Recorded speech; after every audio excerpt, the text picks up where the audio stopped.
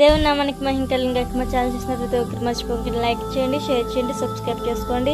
అలాగే ఉన్న బెల్ ఐకాన్ని క్లిక్ చేయండి. దేవుడి ముందు దీవించి ఆశీర్వదించుగాక. ఆమేన్.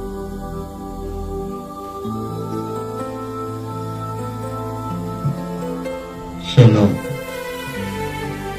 మన ప్రభువు రక్షకుడైన యేసుక్రీస్తు నామంలో మీ అందరికీ కూడా ప్రత్యేకమైన వందనాలండి. బాగున్నారు కదా? మరి సంతోషంగా ఉండాలని, దీవెనకరంగా ఉండాలని, ఆశీర్వాదకరంగా ఉండాలని ప్రభు పేరట దేవుని యొక్క దైవచనుడిగా మీ అందరికీ కూడా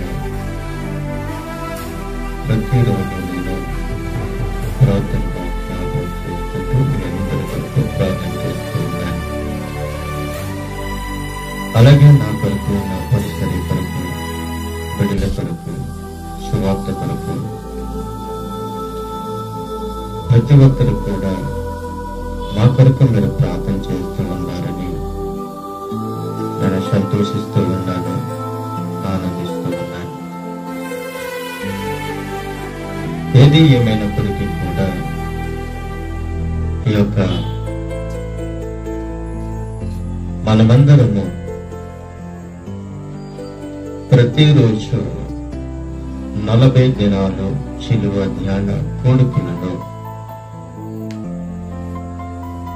దేవుని యొక్క సన్నిధిలో ప్రతిరోజు దేవుని యొక్క వాక్యాన్ని మనము ధ్యానించుకుంటూ ఉన్నాం. ఈ యొక్క వాక్యము మనము చదువుకున్నా, ధ్యానించినా అది దైవ గ్రంథముల నుండి మనం చదువుకుంటూ ఉన్నాం. అయితే ఈరోజు మరికొన్ని మాటలు మనము ధ్యానించుకోబోతూ ఉన్నాం. అయితే ఈరోజు అలవాటు అన్న విషయాన్ని మనము జ్ఞాపకం చేసుకోబోతూ ఉన్నాం. చూడండి ప్రియమైన దేవుని పిల్లలారా, లూకా సువార్త 13వ అధ్యాయము 34వ వచనము మనము చదువుకొని కొద్ది నిమిషాలు దేవుని యొక్క వాక్యాన్ని మనము ధ్యానించుకుందాం. యెరూషలేమా, యెరూషలేమా, ప్రవక్తలను చంపుచు నీ యొద్దకు పంపబడిన వారిని రాళ్లతో కొట్టుచు ఉండుదానా, కోడి తన పిల్లలను తన రెక్కల క్రింద ఎలాగూ చేర్చుకుడునో అలాగే ఎన్నో మారులు నేను నీ పిల్లలను చేర్చుకోవాలనని ఏంటిని గాని మీరు వినలేకపోయిరి అని అంటున్నాడు. అయితే మనమందరం కూడా ఏం చేస్తున్నాము అనంటే,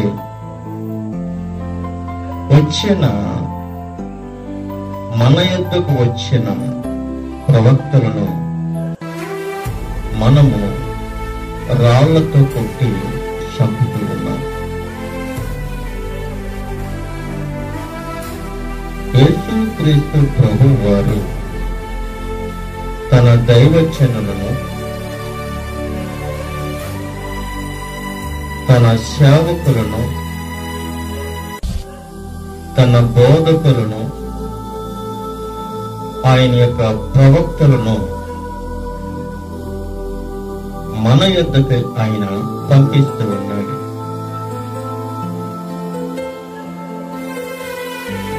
ఎందుకని అనంటే, మనము ఏ మాట కూడా చెప్పినా వినలేని పరిస్థితిలో ఉన్నాం. గ్రహింపలేని పరిస్థితుల్లో మనం ఉన్నాం. మనము మొదట తెలివితేటలతో మనము ఉన్నాము. ఎంత చెప్పినప్పటికీ కూడా అర్థం చేసుకోలేని పరిస్థితులు, అనగా తెలివి ఎక్కువైపోయి మనం ఎవ్వరు చెప్పినప్పటికీ కూడా అది మన హృదయంలో పెట్టుకోలేకపోతూ ఉన్నాం. అది దేవునికి తెలుసు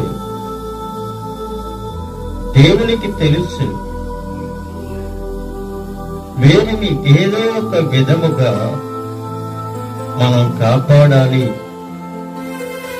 అని ఆయన యొక్క ప్రవక్తలని మన యొద్దకు పంపిస్తే మనం ఏం చేస్తున్నాము అంటే రాళ్లతో కొట్టుతున్నాం. చెప్పనవలసిన మాకు అక్కడేమి మాకు చెప్పనక్కర్లేదు, చెప్పడానికి ఏ అర్హత ఉంది, నేనేదో విధంగా బ్రతుకుతాను, ఏదో విధంగా వింటాను అని ఆ వ్యక్తి మొదటి మాటలు మాట్లాడుతూ ఉంటాడు.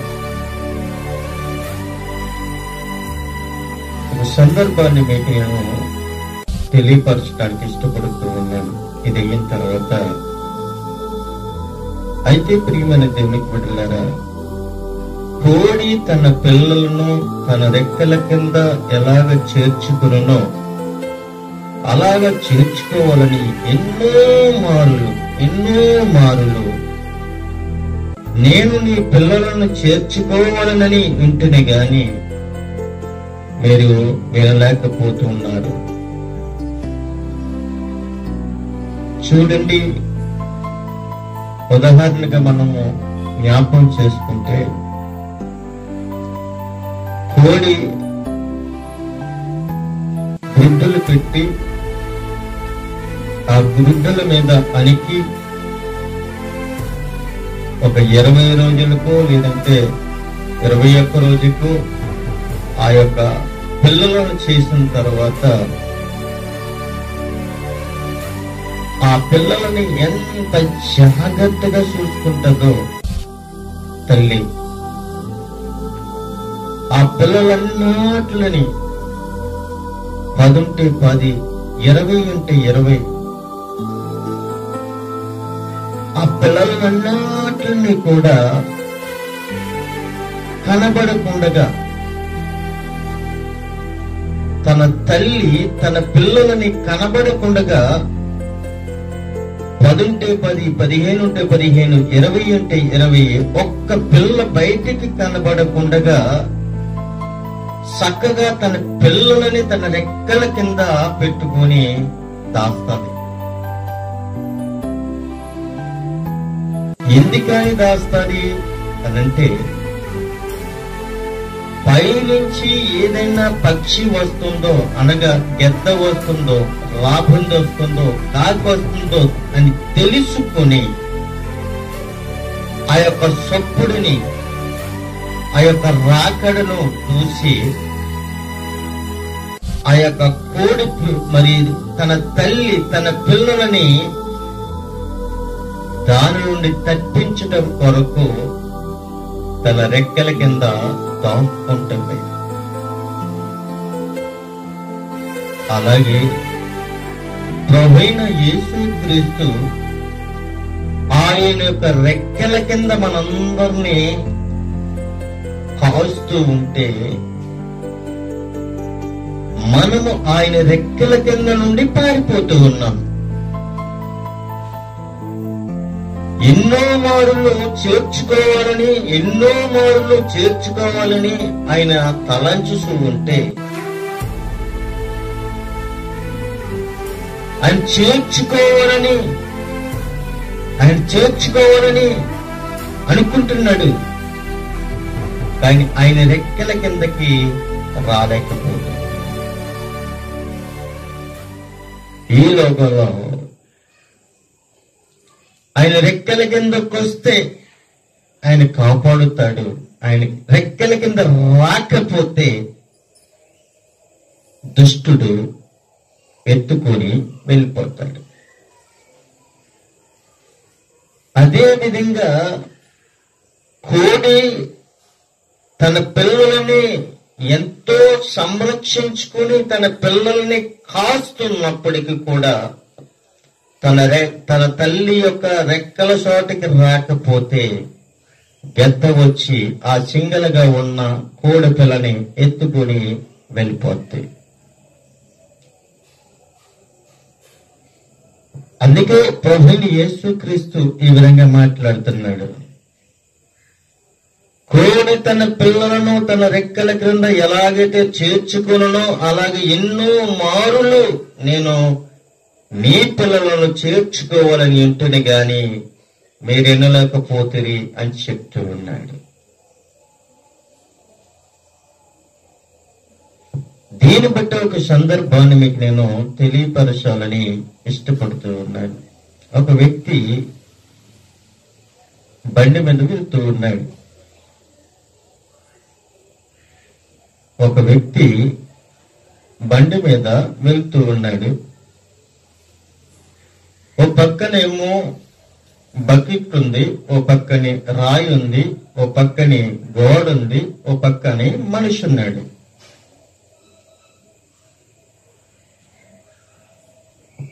ఈ తప్పించుకుని వెళ్ళాలి.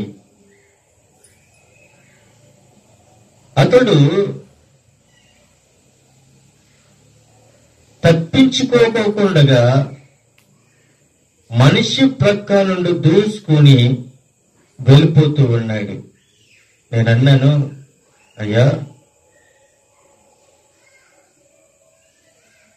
పక్కన రాయింది, బకెట్ ఉంది, గోడ ఉంది, మనిషి ఉన్నాడు.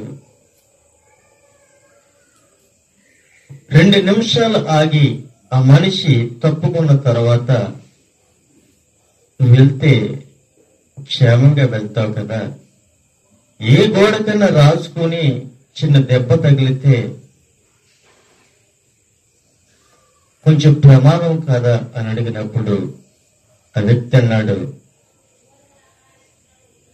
నేను చస్తాను, నీకెందుకులే అన్నాడు. నా సావేదో నేను చేస్తాను,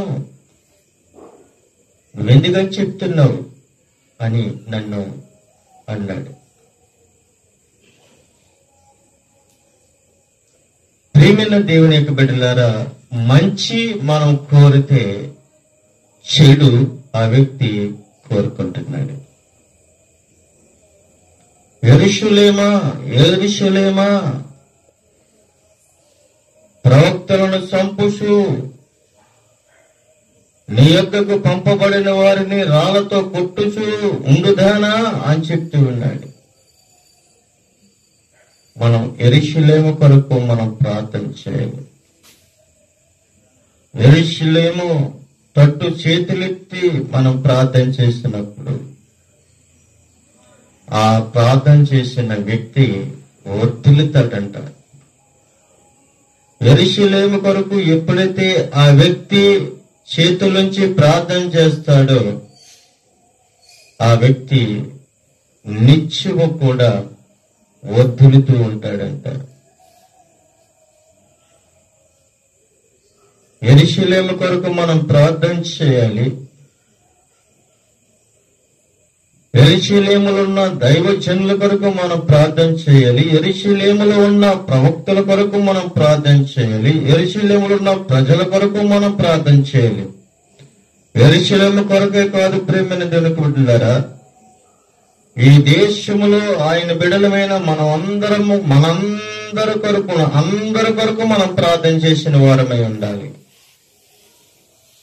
యెరూషలేము దేవాలయం ఒక్క దేవాలయం కొరకు కాదు, దేవాలయంలో ఉన్న ప్రజలందరి కొరకు, ఈ దేశములున్న ఆయన బిడ్డలైన మనందరము కలిసి అందరి కొరకు మనం ప్రార్థన చేయాలి. అప్పుడే మనము ఆయన రెక్కల కిందకి మనం వెళ్ళినట్లయితే ఆయన మనల్ని కాస్తాడని మీకు నేను తెలియపరుస్తూ ఉన్నాను. మరి యొక్క మాట మనం చూసినట్లయితే ప్రియమైన దేవునికి బిడ్డలారా, పరిశుద్ధాత్మ దేవుడు మరి యొక్క మాట మనకి తెలియపరుస్తూ ఉన్నాడు. చూడండి ప్రియమైన దేవునికి బిడ్డలారా, ఇర్మియా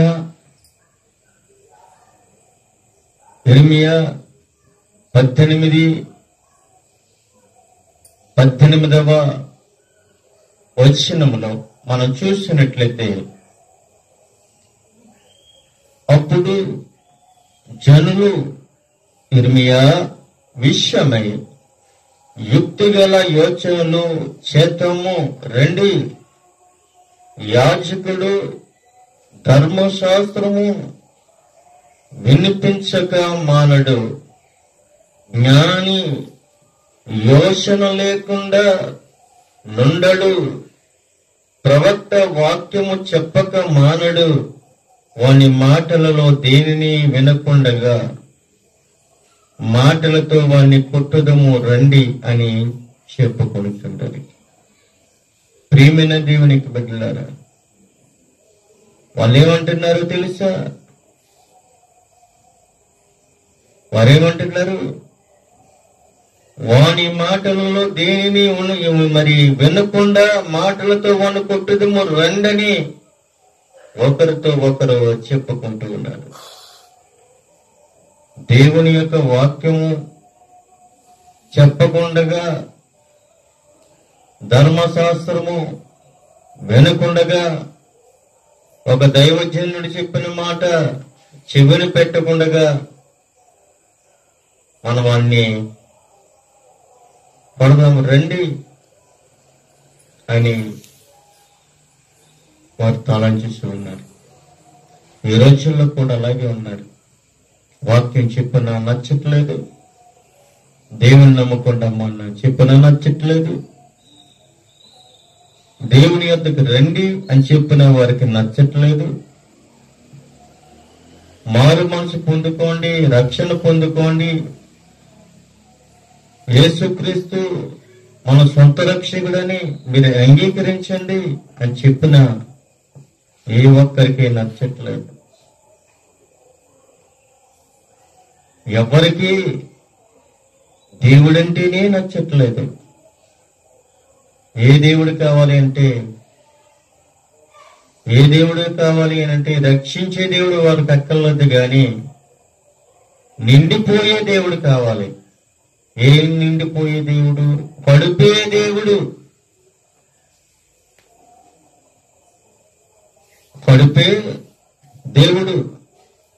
కడుపే దేవుడు అని ఎందుకంటున్నానంటే, ఫుల్గా భోజనమైనా టిఫిన్ అయినా ఏదైనా తినేస్తే ఇంక దేవుడు అక్కర్లేదు. కడుపు నిండా భోజనం చేసేస్తే దేవుడు అక్కర్లేదండి.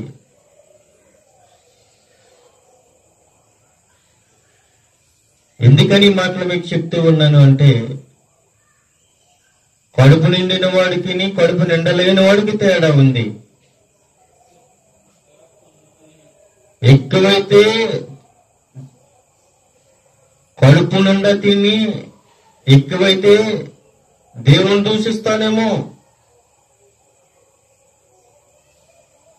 కడుపు మారితే దొంగనవుతానేమో. అలా కాదు ప్రభువా, ఎక్కువ కాదు తక్కువ కాదు, సమృద్ధిగా నాకు ఈ ప్రభు అని ఒక వ్యక్తి దేవుణ్ణి అడుగుతూ ఉన్నాడు.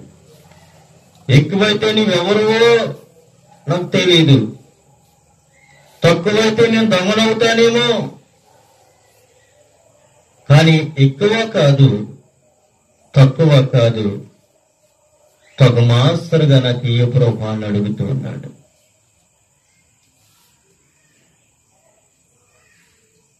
ఈ రోజుల్లో ఎక్కడ చూసినప్పటికీ కూడా, ఏ కార్యక్రమాలకు వెళ్ళినా, ఏ సభలకు వెళ్ళినా, ఏ మీటింగులకు వెళ్ళినా, ఏ ఫంక్షన్కి వెళ్ళినా, ఏ వివాహాలకు వెళ్ళినా, ఏ కార్యక్రమాలకు వెళ్ళినప్పటికీ కూడా మనుషుడి యొక్క థాట్ ఏంటో తెలుసా?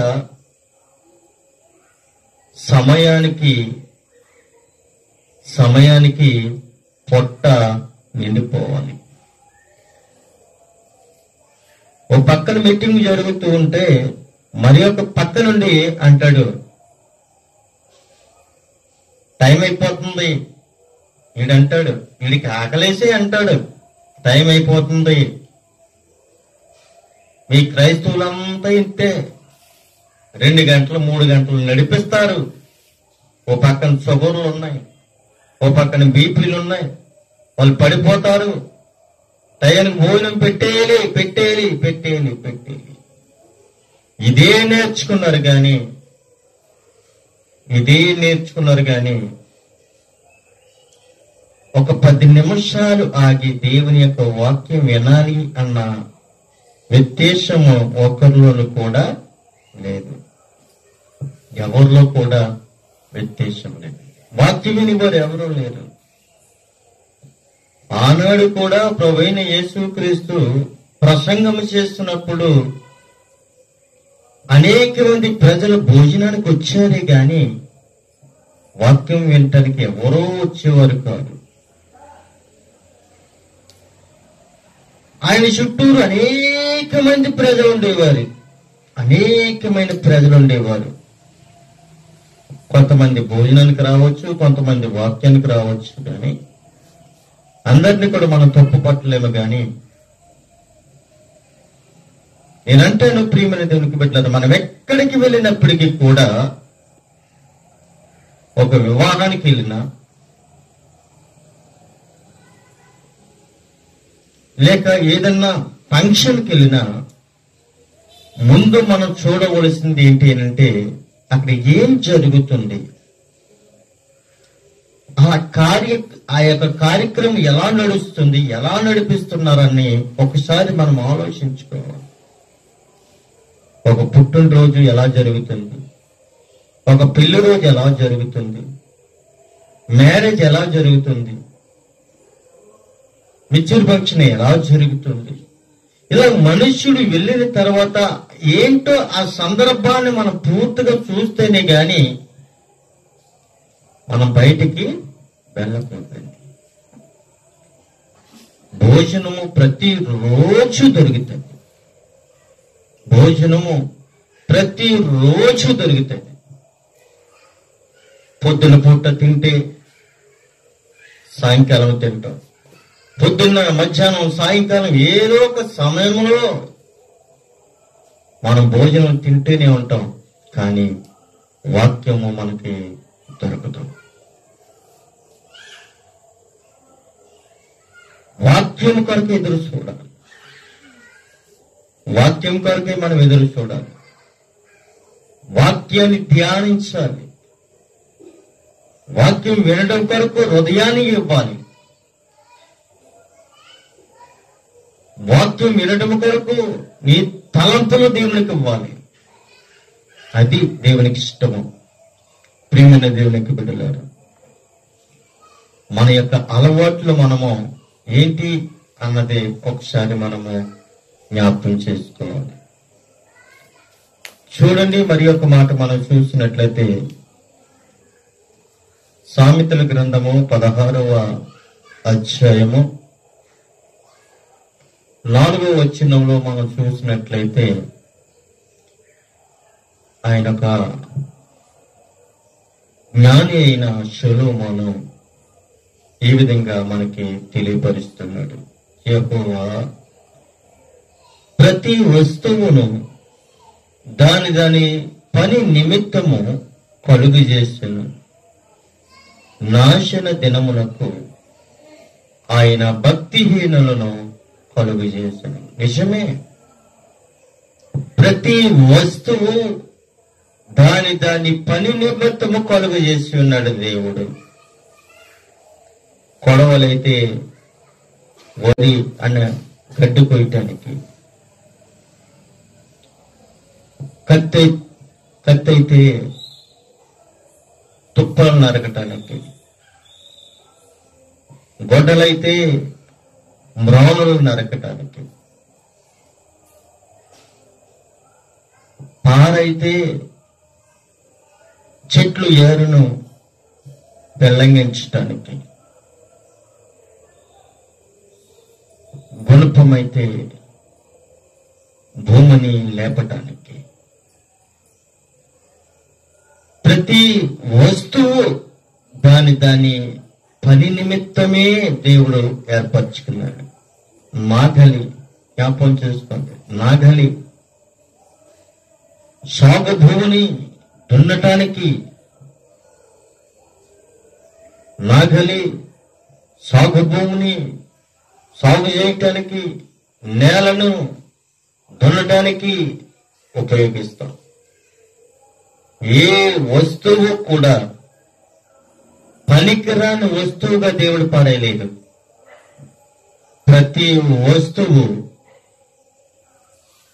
దాని పని నిమిత్తమే తయారు చేశాడు, కానీ మూలను పెట్టడానికి దేవుడు తయారు చేయలేదు.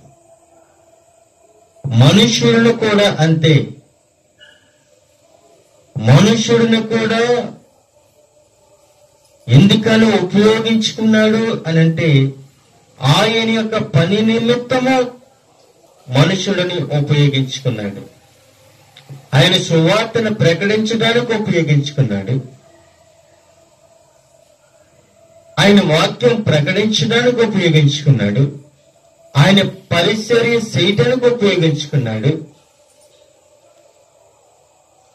అనేక మంది ప్రజల్ని ఒక మాట మీద నడిపించడానికి ఉపయోగించుకున్నాడు. ప్రభువైన యేసు క్రీస్తు మానవులమైన మనందరినీ కూడా ఆయన నిమిత్తమే ఉపయోగించుకోవడానికి మనల్ని సృష్టించాడు. మనం పనికొచ్చేవారమే గాని పనికిరాని వారు మాత్రము కాదు.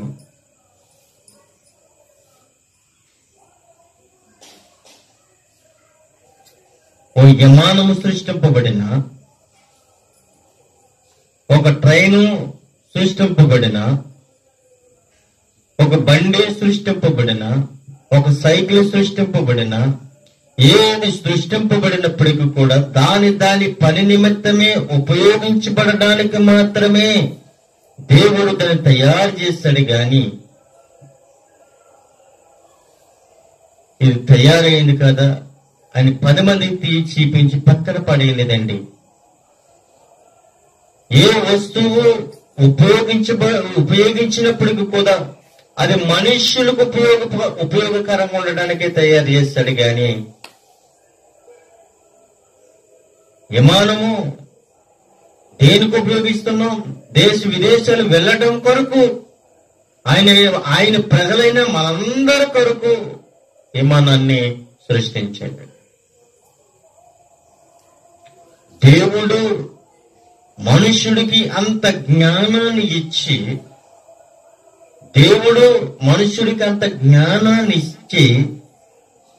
ప్రతి ఒక్క అంతరాలని ఉపయోగకరంగా చేస్తే మనుషుడికి జ్ఞానం ఎక్కువైపోయి దేవుణ్ణి వాక్యం వినకుండగా దేవుడు ఎవరో నాకు తెలియదు అన్నట్లుగా యాక్షన్ చేస్తూ తిరుగుతూ ఉన్నారు. ప్రతి వస్తువు దాన్ని పని నిమిత్తము కలుగు చేసిన గాని పడేయటానికి కలుగు చేయలేదని ప్రభు సెలవిస్తూ ఉన్నాడు. గర్వ హృదయములందరూ యెహోవాకు హేయులు, నిశ్చయముగా వారు శిక్ష నొందుదురు. కృపా సత్యము వలన దోషములకు ప్రాయశ్చిత్తము కలుగును. యెహోవా యందు భయభక్తులు కలిగి ఉండుట వలన మనుషులు చెడుతనముల నుండి తొలగిపోవదురు. ప్రియమైన దేవునికి బిడ్డలారా, చెడుతనము, మనుషుల యొక్క చెడుతనము నుండి తొలగిపోతారు. ఎప్పుడో తెలుసా? యెహోవా యందు భయభక్తులు కలిగి ఉంటే నీలో చెడుతనము ఉండదు అని ప్రభు సెలవిస్తూ ఉన్నాడు.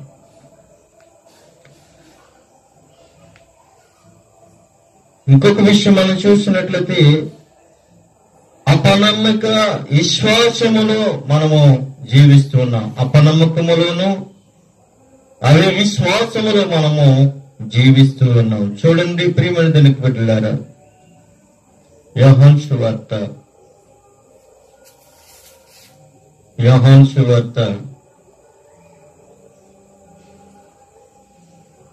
అధ్యాయము 11వ వచనము 12వ వచనము చూసినట్లయితే, ఆయన తన స్వకీయుల యొద్దకు వచ్చెను, ఆయన స్వకీయులు ఆయనను అంగీకరింపలేదు. తన్ను ఎందరు అంగీకరించిరో వారందరికీ అనగా తన నామమునందు విశ్వాసమించు వారికి దేవుని పిల్లలగుటకు ఆయన అధికారము అనుగ్రహించెను. చూడండి ప్రియమైన బిడ్డలారా, విశ్వాసమించు వారందరికీ, తన నామమందు విశ్వాసముంచు వారందరికీ దేవుని పిల్లలగుటకు ఆయన అధికారము అనుగ్రహించి ఉన్నాడు. విశ్వాసం మనలో ఉండాలి. అదే విశ్వాసం మనలో ఉండకూడదు ప్రియమైన బిడ్డలారా. విశ్వాసము ఉంటే మనం ఏమవుతామంటే దేవుణ్ణి పిల్లలవుతాము అని ప్రభు సెలవిస్తూ ఉన్నాడు. దేవుని పిల్లలవటంలో మనము మంచి పాత్ర కలిగిన వారమై ఉండాలని మీకు తెలియపరుస్తూ ఉన్నాను. అదే యోహాను సువార్త 7వ అధ్యాయం 5వ వచనంలో మనం చూస్తున్నట్లయితే, ఆయన సహోదరులైన ఆయన యందు విశ్వాసముంచలేదు. చూడండి, ఆయన సహోదరులైనను ఆయన యందు విశ్వాసముంచలేదంట. యేసుక్రీస్తు సహోదరులే ఆయన యందు విశ్వాసము ఉంచలేదు.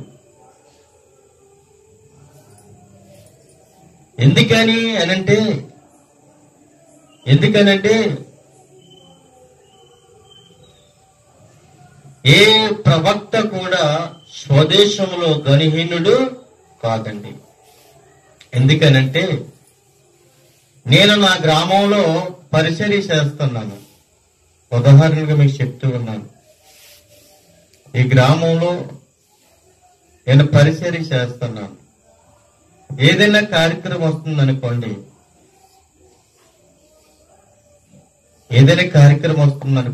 ఏమంటున్నారు తెలుసా? మీరు ఉండాలండి, మీరు చక్క పెట్టాలండి, మీరు లేకపోతే కుదరదండి అని శుభలకిచ్చి వెళ్ళిపోతున్నాడు. అంటే మాట వీళ్ళకి చెప్తున్నాడు కానీ మనసులోంచి రావటం లేదు. నేను గ్రామస్తుడిని, మీరు కంపల్సరీగా ఉండాలండి అని చెప్తూ ఉన్నాడు. కానీ హృదయపూర్వకంగా అతనిలోంచి మాట. కారణం ఏమిటంటే చెప్పినా వస్తాడు, చెప్పకపోయినా వస్తాడు. అలాగే యేసుక్రీస్తు కూడా ఆయన స్వదేశంలో ఉన్నాడు, అద్భుత కార్యాలు చేసినప్పటికీ కూడా యేసుప్రభుడు ఏమన్నారు తెలుసా? మరియ కొడుకు కదా, యేసోపు కొడుకు కదా అని ఏళ్ళని చూపు చూశారు కానీ ఘనుడిగా అక్కడ ఎంచలేదు. ఎప్పుడు తెలిసింది అనంటే ఆయన యొక్క ప్రాంతాన్ని విడిచిపెట్టి ఆ ప్రాంతాన్ని వెళ్ళిపోతూ ఉన్న సమయంలో వారికి అర్థమైంది. మళ్ళీ యేసుక్రీస్తు ప్రభు వారు ఆయన చేసిన అద్భుత కార్యములు చూసి బాధపడ్డాడు. ఎందుకని ఈ మాటలు మీకు చెప్తూ ఉన్నానంటే, మన గ్రామంలో మన ఘనంతో పొందుకోవాలని కాదు, కానీ మనము అనేక మందికి దేవుని యొక్క వాక్యాన్ని అందిస్తున్నామా లేదా అన్నది మన యొక్క ప్రశ్న. వాళ్ళింటే రక్షింపబడతారు, వెనకపోతే వాళ్ళ ఇష్టం.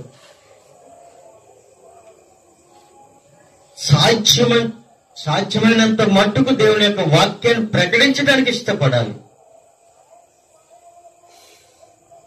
అంతే తప్ప గాని బలవంతముతో దేవుని యొక్క వాక్యాన్ని మనం ప్రకటించకూడదండి. మన గ్రామమే కదా అని వాళ్ళు బలవంతంగా మనము పిలవకూడదు. ఎందుకని ఈ మాటలు మీకు చెప్తూ ఉన్నానంటే,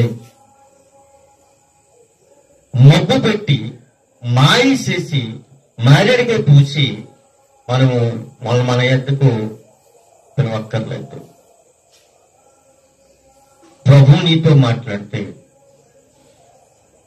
మందిరానికి రావాలి అని నీకు అనిపిస్తే వచ్చి కూర్చుంటావు, పిలవక్కర్లేదండి. పేరు పెట్టి పిలిస్తే అది మంచి పద్ధతి కాదు. పిలవకుండా వచ్చిన వాడే దంచుడు. వివాహానికి అందరికీ ఇస్తాడు. కారణం ఏంటి తెలుసా? 20 సంవత్సరాలు 30 సంవత్సరాలు మరిచిపోయినా కూడా ఆ 20 సంవత్సరాల తర్వాత ఆ శుభ్రం కట్టుకునే వెళ్ళి ఆ వ్యక్తి ఇస్తాడు. ఎందుకో తెలుసా? ఎందుకు ఇస్తాడో తెలుసా? మీకే తెలుసు. కారణం ఏంటి అంటే, ఇన్ని సంవత్సరాలు అతనికి నీకు గుర్తు లేనప్పుడు శుభలాక పట్టుకుని వెళ్ళి నువ్వు ఇస్తున్నావు అంటే దేనిని ఆశించి నువ్వు ఇస్తున్నావు అన్నది ఒకసారి నువ్వు జ్ఞాపకం చేసుకో.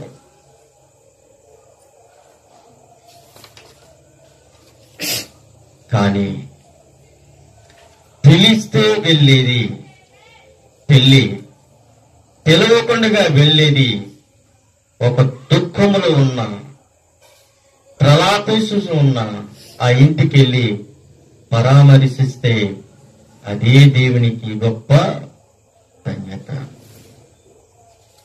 ఆయన సహోదరులైనను ఆయన యందు విశ్వాసం ఉంచలేదు అని ప్రభు సెలవిస్తున్నాడు. మరి యొక్క మాట మనం చూసినట్లయితే, నేను ఆ మాటలో చూపించి నేను ముగించాలని ఇష్టపడుతున్నాను. చూడండి ప్రియమైన దేవునికి పెట్టినారా, కీర్తన గ్రంథము 25వ అధ్యాయము. కీర్తన గ్రంథము 25వ అధ్యాయము మొదటి వచనంలో చూసినట్లయితే, యెహోవా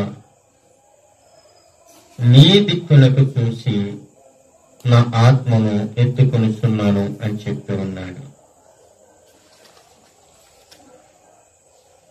కీర్తనకారుడు అంటున్నాడు, యెహోవా నీ దిక్కులకు చూసి నా ఆత్మను ఎత్తుకొనిస్తున్నాను.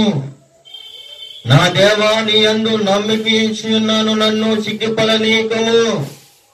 నా శత్రువులు నన్ను గూర్చి ఉత్సాహింపనీయకము.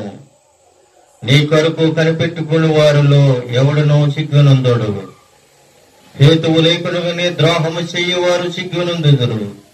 యెహోవా నీ మార్గము నాకు తెలియజేయము, నీ త్రోవలు నాకు తేటపరచము. నన్ను నీ సత్యము అనుసరింపజేసి నాకు ఉపదేశము చెయ్యము. నీవే నా రక్షణ కర్తవైన దేవుడవు, దినమెల్లా నీ కొరకు కనిపెట్టి ఉన్నాను అని చెప్తూ ఉన్నాడు. అయితే ప్రియమైన దేవునికి బిడ్డలారా, దినమెల్లా కూడా మనం ఏమై ఉండాలి అని అంటే కనిపెట్టుకొని మనం ఉండాలి.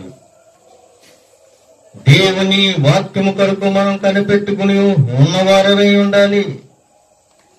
దేవుని యొక్క వాక్యము కనిపెట్టుకొని ఉండాలి. దేవుని యొక్క వాక్యము కనిపెట్టకపోతే మనము ఏమవుతాము అంటే దేవునికి దూరం అయిపోతాము. ప్రియమైన దేవునికి బిడ్డలారా, యెహోవా యందు నమ్మకించువారు కదలక నిత్యము నిలుచు సీయోను కొండవలెనుందురు అని చెప్తూ ఉన్నాడు. యెరూషలేము చుట్టూ పర్వతములు ఉన్నట్లు యెహోవా ఇది మొదలుకొని నిత్యము తన ప్రజల చుట్టూ ఉండును. నీతిమంతులు పాపము చేయుటకు తమ చేతులు చాపకుండానట్లు భక్తిహీనుల రాజదండము నీతిమంతుల స్వాస్థ్యము మీద నుండును. యెహోవా మంచివారికి మేలు చెయ్యుము, యథార్థ హృదయములను మేలు చెయ్యుము. తమ వంకర త్రావులను తొలగిపోవారిని పాపము చేయువారితో కూడా యెహోవా కొనుపోవును. ఇశ్రాయేలు మీద సమాధానము కలుగునుగా. కానీ ఇక్కడ కీర్తనకారుడు మనతో మాట్లాడుతూ ఉన్నాడు. యెహోవా యందు నమ్మకించువాడు కదలక నిత్యము నిలుచు సీయోను కొండవలె నుందురు అని చెప్తున్నాడు. ప్రియమైన దేవునికి బిడ్డలారా, ఈ మాటలు మన జీవితాలలో ఫలించాలని విశ్వాసులు అవిశ్వాసులకు పొత్తెక్కడ అని ఒకసారి మనం జ్ఞాపకం చేసుకోవాలి. విశ్వాసములు మనం జీవిస్తే మనం బ్రతుకుతాం. అవిశ్వాసములు మనము ఉంటే క్షీణం పడతాం. రక్షింపబడాలి అనంటే విశ్వాసము నీలో ఉండాలి. అవిశ్వాసములను ఉంటే అది మీరే తెలుసుకోవాలని ప్రభు సెలవిస్తాం. ఈ మాటలు వింటున్నా మనందరము కూడా ప్రభు సన్నిధిలో బహుబలంగా దేవుని యొక్క మాటలు విని బలపడాలని కోరుకుంటూ, ఈ మాటలు నా మాటలు కాదు, దేవుడి మాటలు కనుక, దేవుని యొక్క గ్రంథముల నుండే మీకు చెప్పాను కనుక, నా సొంత మాటలు కాదు కనుక, ఈ మాటలు విని మీరందరూ కూడా మంచి మార్గంలో నడాలని కోరుకుంటూ నా మాటలు ముగిస్తూ నన్ను కొద్ది మాటలు దేవుడు దించిన గాక. ఆమేన్.